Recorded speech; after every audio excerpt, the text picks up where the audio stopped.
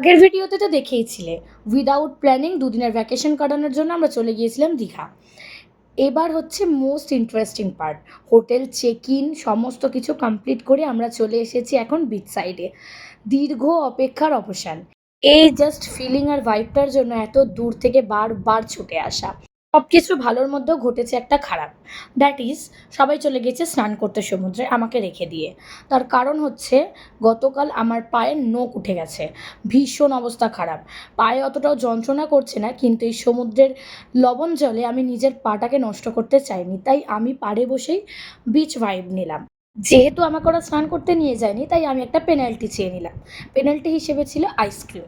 Beach সাইডে দাঁড়িয়ে ice cream খাওয়ার একটা আলাদা মজা আছে। আর আইসক্রিম খেতে খেতে চলো এবার হোটেলে ফেরা যাক, গিয়ে আবার লাঞ্চ করতে হবে। দেখা হবে পরের ভিডিওতে।